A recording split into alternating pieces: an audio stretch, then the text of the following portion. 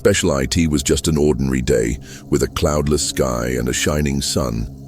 But no one in their right mind would have predicted that the entire planet would turn upside down in a few hours, when the first building collapsed, and then the second.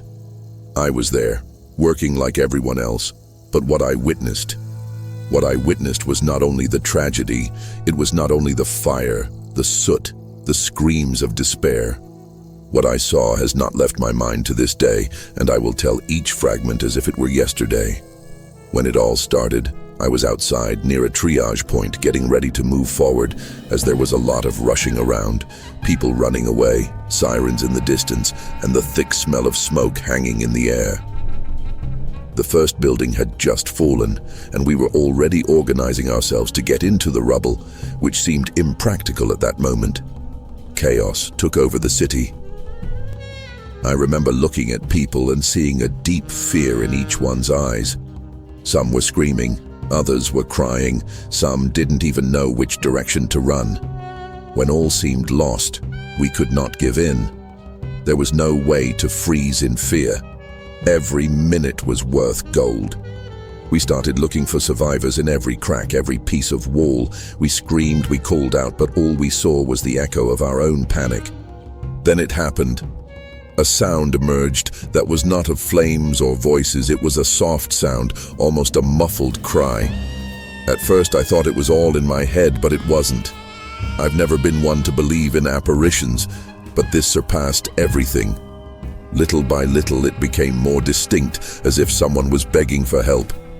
I approached, but there was not a single soul there, just dust and concrete bones. I called, I shouted, and nothing. I was alone, and the sound persisted, strange, quite out of the ordinary. The first time I glimpsed something was when, somewhat disoriented, I tried to climb a part of the rubble that still seemed solid. I looked ahead, trying to discern what else was there. And then I saw a shadow, a figure. It wasn't an ordinary civilian, nor did it look like a rescuer. It was someone in a uniform with their face covered, but in a way that didn't seem real. As if they had appeared in the middle of that sea of twisted iron and shattered concrete. The strangest thing was that the moment I laid eyes on them, they disappeared behind a broken pile. When I ran there, nothing. I wasn't panicking yet. But an indescribable chill took hold of me, as if that place was more than rubble, as if it were hiding something that I couldn't explain. Time passed, and we continued digging when the second building gave way. The atmosphere weighed even more. Fear was not only in the people, but also in the buildings, on the ground, throughout the city. And that sound, that whisper of cries for help, didn't stop, but no one else seemed to hear, or at least they didn't comment. When we were in a group, they tried to justify it by saying that it was the ruins themselves echoing, the wind sounding like voices. But I felt that it wasn't. Everywhere I went, more figures appeared. I saw silhouettes as if they were rescue agents disappearing in midair. And when we got closer, there was nothing, just fragments. It was enough to send chills down our spines and make us doubt our reason. Who or what would those beings be? Traces of some other reality? At one point, while I was in a more isolated area, I saw one of the firefighters, Raoul, disappearing into a corner near a piece of twisted metal wall. I screamed his name, but there was no response. I ran, and he was gone. I wasn't left alone without seeing him. It was the smell that changed, the density of the air, as if something was surrounding me, and I was completely sure that I wasn't alone. I looked around, and others were there, but they saw nothing. Only I could see and hear that silent noise, that perception that something was spying on us. I'm not a coward, but the fear was genuine. I felt something surrounding us, even though I didn't understand what it was. Later, the difficulty in breathing increased, the heat, the smoke, the saturated air. Still, we continued, and that whisper continued. Sometimes something would pass by in a flash, a shadow beside me, but I only had to turn my face for it to disappear. It was as if we were surrounded by invisible eyes. In each fragment of cement, there seemed to be a story, and, among them, frightening presences appeared. The sun was setting when the sound grew louder. It wasn't just a cry for help, it was something different. I began to make out a cry, soft, almost inaudible, but which spread throughout the entire place. I turned toward the noise and noticed several shadows hovering among the twisted concrete. The worst part, those shadows didn't have normal human contours. They looked like contorted figures, floating instead of walking. I tried not to dwell on it. I argued that it was stress, but the feeling that something terrible was hidden in the ruins would not leave me. I felt as if the desolation and dread fed some kind of invisible entity that was harboring itself there. Night fell more quickly than I expected. The city fell silent, or so it seemed. The rush that had previously filled the streets had now turned into a funereal calm, but the crying persisted, getting closer by the second. The other firefighters and I continued to work, but with an unbearable weight on our chests. Some were pale, others seemed confused, and it wasn't just because of exhaustion. It was as if the place had sucked a piece out of each of them. Then I turned to the remains of one of the buildings, and suddenly I saw another shadow. It wasn't ordinary. It stood still among the shattered iron and broken blocks. I called out, assuming it was a colleague, but nothing. I tried to get closer, and I saw someone wearing a uniform, but it wasn't flesh and blood. The shape was distorted, fading before my eyes. The thing turned and disappeared behind more debris, and I, in a rush, ran after it. When I got there, I only found a suffocating void, with an even stronger smell of burning and that feeling of being spied on. Then the cry, which had been a whisper before, became more distinct. It was neither a child's voice, nor an adult's.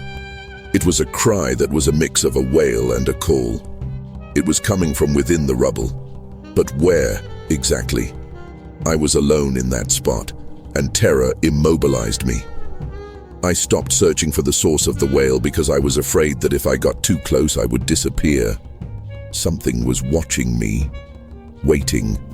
Time became something strange, as if the hours dragged on without logic. I stood there, not knowing whether to react or let fear take over me as the voices emerged. Whispers coming from the depths, murmuring the name of every rescuer present. And it wasn't just living people. There were also names of others that I never identified. They pronounced everything as if it had been swallowed up by the underground and spat back out. And only I seemed to hear. The words seemed to reverberate, drowned in the echo of destruction. The impression that the place was coming to life only grew, with the air getting heavier and shadows moving without explanation. Some of my co-workers stopped, but without saying anything, as if they were in a trance. It was as if something passed through them and drained their vitality. It was then that something even more terrifying happened. I felt footsteps behind me, soft, almost inaudible, but enough to chill my body, step after step. I turned quickly and nothing was there. No presence, nothing but the darkness of the dust, but the footsteps continued. And the worst sensation was the invisible gaze that seemed to surround me, ready to take me. I don't know if I panicked or if that was really happening, but when I stepped back, something touched me.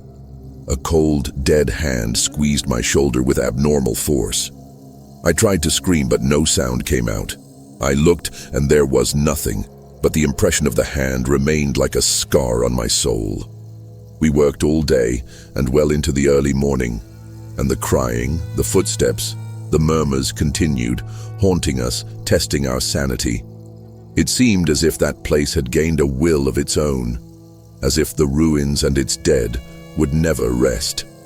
It was only when the sun began to rise that an even stranger thing happened. People who were further away began to see figures of firefighters in uniforms disappearing before their eyes, as if they were dissolving into thin air. And when they asked other rescuers, no one could explain or even comment. I don't know what happened next, but to this day I feel that the presences remain, waiting. Maybe they never left.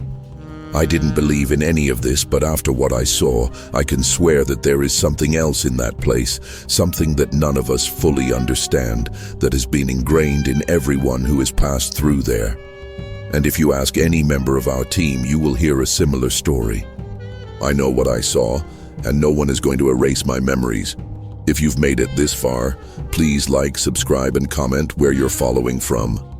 I was at home, in a quiet neighborhood. I don't remember exactly what I was doing, but I know that morning seemed routine.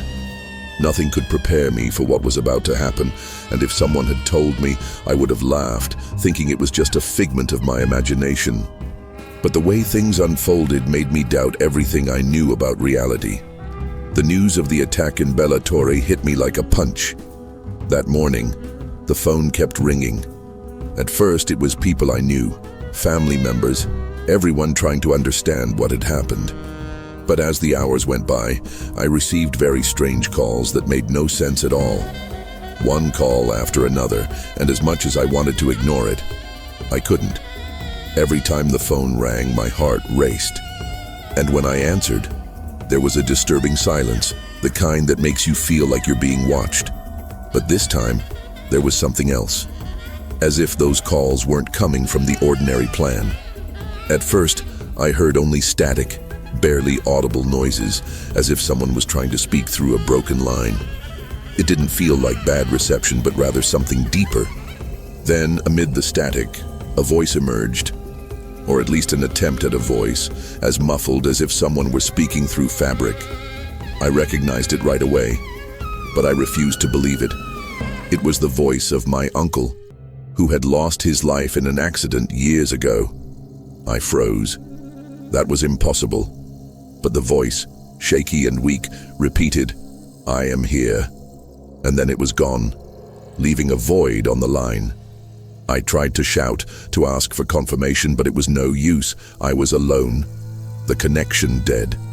Days went by when the phone rang non-stop. Sometimes it was just noise.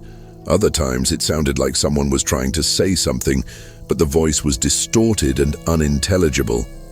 Even more frightening were the sounds in the background, like echoes from a city that no longer existed, full of screams that sounded distant, as if the people trapped inside were still struggling to communicate. I assumed it was a prank call, but something convinced me otherwise. One day, after answering yet another of these unexplained calls, I tried to trace the number. When the operator told me where it came from, I nearly collapsed.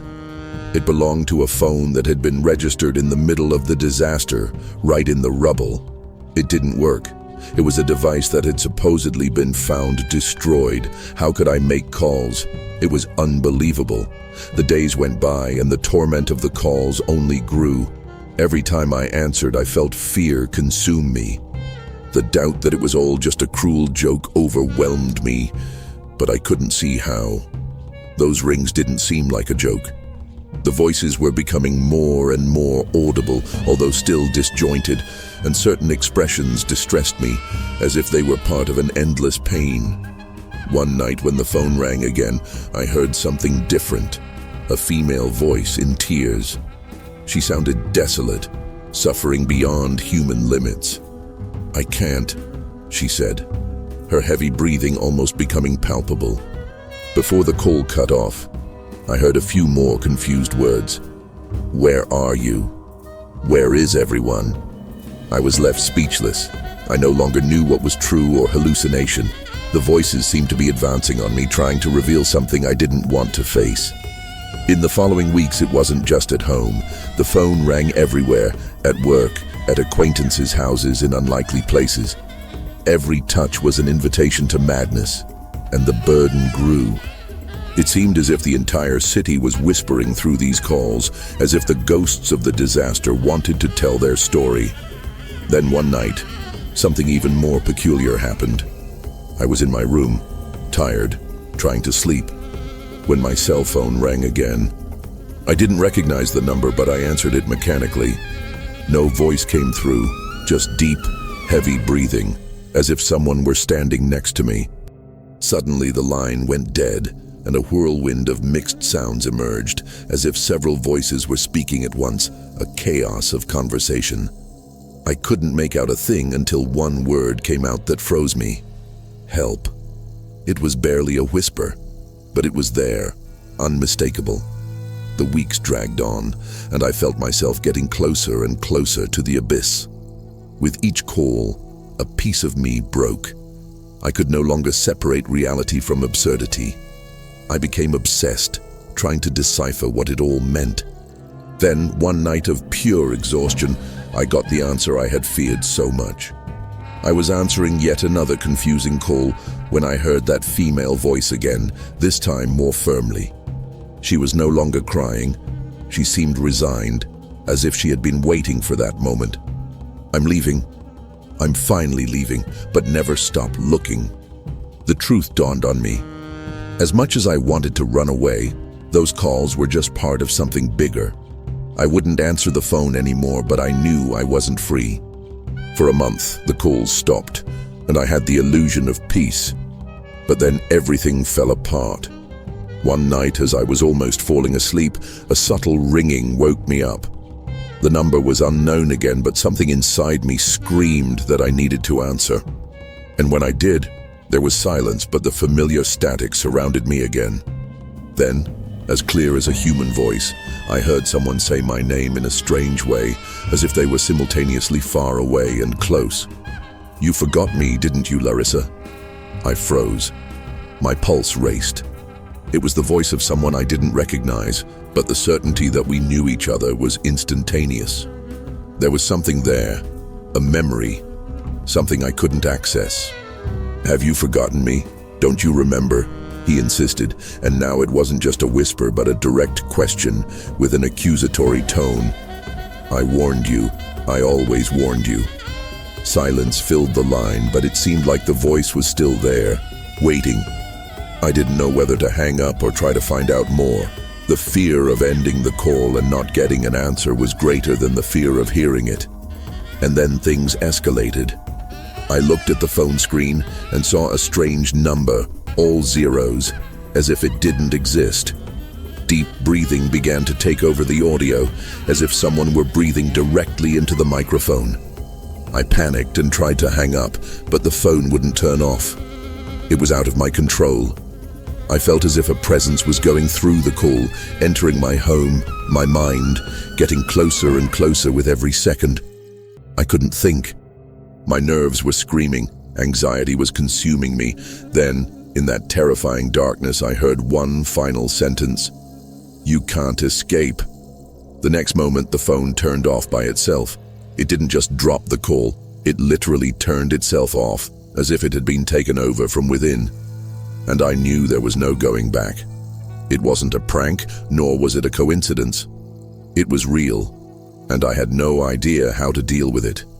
I spent days not knowing if it was all still happening, or if I was hallucinating. However, deep down, I understood that the calls had disappeared, but the feeling of being watched never went away. Whatever it was there, just waiting for its time to return. Today, I can only say that there is no rest when you feel that the unknown will never leave you. There is no way to pretend or deny, because what came to light on that fateful day transcends any visible explanation. There are voices that continue to echo, presences that refuse to go away.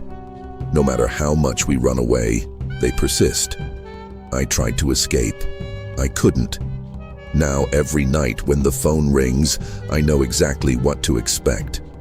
The voices of those who have passed away ask not to be forgotten, and no matter how far I move away, the connections from beyond remain. In any place at any time, because what started that day never ended, and perhaps never will. Until today, like everyone else, I went about my life, going to work without imagining what would come. I lived in a modest loft in an old building in the center of Bridge Field, right next to the Aurora complex area. The neighborhood was busy as always, people coming and going, but that May 4th, 2005 seemed different. There was something in the atmosphere that I can't define. The day began like so many others. I was drinking my coffee, listening to the news when they announced that a plane had crashed into one of the structures. At first, I assumed it was a terrible accident, but the urgency in the headlines changed dramatically. I ran to the window, and what I saw was everything no one wants to see. Thick smoke rising, dominating the sky. It was clear that it was no coincidence. I stood there confused, staring at the chaos that was unfolding. Sirens echoed everywhere, but the real horror was the silence that followed. A mixture of ambulances, helicopters, vehicles, everything came together in a single buzz, as if the entire city was plunged into a nightmare. But the story I want to tell is not about the attack itself, but about something that goes beyond comprehension, something that many swear they saw or felt. It was already past midnight, and I was sitting in the armchair, staring out the window. The sky was dark, clear of clouds, but smoke still covered most of the city, giving Bridgefield the appearance of a ghost town. The streets were empty, and the yellowish light from the street lamps reflected on the asphalt. It was then that I glimpsed something that chilled me to the core. In the window of a building near the Aurora complex, a silhouette appeared. It was not normal. It looked like a man, but it did not move naturally. It was standing still, staring at the street, its outline illuminated by the flickering urban light, without me being able to make out its face. It seemed to be waving, asking for help. I approached the glass, thinking it was a survivor. But the more I stared, the more distant that figure seemed to become, as if it were slowly retreating. I thought, this can't be. The structure had been hit. There was no way anyone could be there, waving so calmly. My heart was racing, a cold sensation crawling down my spine. I thought about calling for help, but I felt like the phone was far away from me, and I just watched, petrified. That figure continued to come and go until in an instant, it disappeared. Without a sound, without a farewell. The window was empty, leaving only silence. In the following days, the city remained immersed in disturbing images, but what I couldn't get out of my head was that figure in the window. I asked my neighbors, and no one commented. Many didn't even know what I was talking about.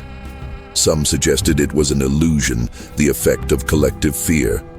However, I was convinced of what I had seen. Several began to mention a similar figure, reporting that it moved strangely, as if it wanted to communicate. For some, it seemed like a last cry for help. For others, a frightening message, as there was no plausible explanation for someone there, in those conditions. Over time, that presence came to be known as the figure in the window. People debated, telling different versions. For some, it was the result of stress and everyone's pain. For those who saw it, however, it was something real, something that screamed for attention. I myself noticed that each night the streets grew quieter, almost respectful of that ghost trapped in the window. The entire city felt that there was something beyond what met the eye, a painful reminder that the catastrophe was not over just because the smoke had cleared. In the weeks that followed, I heard stories from more and more people who had seen the shape gliding through the nearby floors as if it were stuck in an eternal loop. In every cafe, on street corners, on the subway, people were talking about the same thing, the figure in the window. Some believed that it reflected collective pain, a great illusion. But others knew deep down, like me, that something was really pulsing there. We all began to fear that moment in the early hours of the morning when suddenly the city stopped and the presence became almost tangible. It was on a warm June night that a friend confided in me that she had seen the same shadow, but with disturbing details. She noticed that the figure was watching her directly, almost staring into her soul, something more than a passing apparition. It wasn't simple fear. It was a deep contact, a warning that not everything was resolved. That night, Bridgefield fell into a heavy silence. The streets emptied even more.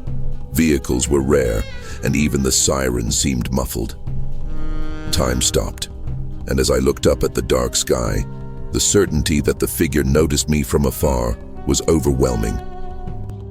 He was there, crying out silently, trying to show us something. Days turned into weeks. The figure in the window persisted in our memory, a symbol of what was not closed, of what was lost without answers. This wasn't just a ghost story, but a constant scream that echoed between the blocks, reminding you that there was something trapped between the rubble and the pain. I, personally, never looked at that horizon the same way again. Whenever I passed by the rubble in the neighborhood, I felt that chill that we are not alone. The figure did not disappear completely, but it became part of local legend, a living reminder that something greater and incomprehensible had happened there. No one could explain it, but we all felt the discomfort. The figure was not just any spirit. It represented the face of something that cannot be erased. It was a sign that the marks left go beyond what we see, and that the memory of those who are gone remains, hovering in every crack, in every dim light that flickers at night in empty windows. Now, the story I am going to tell is not simple. I don't even know if I'll be able to describe everything as it happened, but I'll do my best. It all revolved around a friend of mine, Marcos, a quiet guy who was never interested in macabre or supernatural subjects. I myself was skeptical about these things, but what came to light would shake anyone. Marcos worked as a field photographer without any great luxuries, just with that adventurous spirit. On May 4th, 2005, he was at Bridge Field planning to capture images of the city, passing some distance from the Aurora complex. He was not next to the structures at the exact moment of the incident, but fate linked his path to a chapter that no one would like to relive. He took photos of the landscape, focusing especially on Structure A, which he considered imposing. From a distance, he found everything very peaceful, but there was a strangeness in the air. At that moment, he had just photographed the tower and put away his analog camera, never imagining that that click would become the greatest enigma of his life. After what happened, it took months for him to send the roll of film to be developed. When he finally did, he noticed that there was something wrong with the image, although at first he didn't understand what. The photograph of Structure A was crystal clear, but there, right in the background, he detected the presence of a human figure with no very clear shape, hovering in front of the building, almost at the height of the top floors, as if it were flying. He checked it, and it didn't make any sense at all. It looked like a shadow, but it didn't behave like a play of light or a common defect. It seemed to have a certain outline, as if it were an out-of-focus body. Marcos thought it was a technical failure, but he realized that the rest of the image was perfect. He couldn't accept that it was a lens defect or a scratch on the film. He showed the photo to colleagues who tried to give banal explanations, but no one denied that there was an inexplicable shape hovering in front of the tower. He kept the photo for a long time, not knowing how to deal with it. However, as the years went by, he began to investigate what people experienced on the day of the attack. That's when he discovered something even more curious: reports from victims, in the final minutes before everything collapsed, spoke of a similar presence, a shadow in front of Structure A, as if watching themselves. This fact gave Marcos the creeps. Could that be what he captured? He came to believe that he might have recorded the spirit of someone who perished there. He was never able to shake the feeling of touching something sacred and terrible at the same time. And the worst part is that, after this discovery, Marcos began to have recurring nightmares.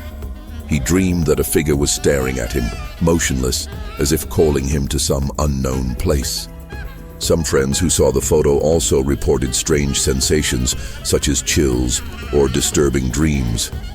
It was as if a dark energy was sealed within that image. Marcos even tried to show the photo to experts, but few listened to him. However, he felt, deep down, that that silhouette was not a simple blur. It was something trying to say, "I exist," in a way that surpasses comprehension. And so, he never looked at his film rolls the same way again. Some believe that it is a spirit trapped in the moment of the tragedy, trying to find a way through.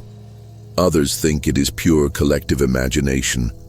But Marcos is convinced that the flaw in the photo carries a message from someone who was caught between worlds. And to this day, he does not know if he will ever be able to free himself from this burden. I worked as a night watchman in an office building, very close to the old Aurora complex. It wasn't a busy job, but the silence and solitude could be suffocating, especially in the dead of night. I knew about the past, but I didn't pay much attention. After all, it was just a building. The city moved on, didn't it? But one night, everything changed. The first strange signal came from the elevator. It was kind of old, noisy, but I never imagined it would become the focus of something so bizarre. It was at the end of the hallway with metal doors that closed with a characteristic noise. I always passed by there, checking if it was stopped on a certain floor. But that night, I saw the indicator light flashing, and the elevator began to descend, empty. I could peer through the glass. There was no one there. Even so, the buttons lit up, as if an invisible hand was pressing them. The cabin stopped at my floor. The doors opened slowly, and a very strong odor of smoke emanated, as if a recent fire had been there. I froze, suspicious, but I approached, trying to see if something or someone was inside. But I found the elevator empty, but the smell of smoke was real. Then I heard a muffled sound, perhaps distant voices, as if they were echoing in a thick concrete tunnel. I couldn't make out any words, but I felt despair. I let fear take over me for a moment, and the doors closed without a sound, disappearing. I returned to my post, fighting the feeling that something was out of whack. It wasn't long before the elevator repeated the feat, this time on a different floor. This time I decided to take a closer look. The same scene, an unbearable smell of smoke, voices asking for help, as if they were reverberating from another time. The terror multiplied when, as I tried to move away, the doors almost closed, but stopped and opened again, as if to invite me in. It was enough for me to run away looking for oxygen. The building seemed to pulse with a heavy energy, and I realized that no one there would believe me. In the following days, I told some colleagues, but most thought it was stress or a technical failure. Only I knew what I had seen and heard. It seemed as if the elevator was holding a fragment of the past, of the voices that had been silenced. And anyone who dared to investigate ran the risk of hearing something they would never forget. I never went back there. I asked to be transferred and left that dark corridor behind. What manifested itself in that cabin may still be lurking, waiting for whoever dares, on any given night, to face the ghosts of yesteryear. Shortly after, I started working as a security guard at the memorial that had been built in its place. At first, everything was normal. Surveillance routines, nothing out of the ordinary. But as the weeks went by, I started hearing stories from colleagues, and I myself began to witness things that I had previously thought were nonsense. On the first strange night while reviewing the cameras, I captured something that looked like a shadow walking through the halls, walking abnormally, as if it were floating more than stepping. I went to check it out myself, and nothing. I went back to the screens and the shadow continued, going from one hallway to another. I thought it was a system failure, but it was too clear to be a cliché. Those outside couldn't see anything, but the cameras showed that shape on the monitor, a sort of human figure in a suit. The nights went on, and always in the same places, the silhouette appeared. I was used to the noise of the air conditioning, but that presence messed with me. One time I heard something unusual, a voice very low, seeming to come from the walls. I went over there, and nothing. I went back to watch the recordings, and there it was, the guy in the suit, walking through the hallway as if he were walking through closed doors. When I showed it to another security guard, he shrugged it off, saying that this happened sometimes, that it was a habit of the building. The early mornings were getting darker. One Saturday, while I was on patrol, I heard footsteps behind me. I checked the cameras. The figure was close. I ran to check, and it stopped in front of the camera, as if staring at me. My entire spine froze. It seemed like it knew I was watching it.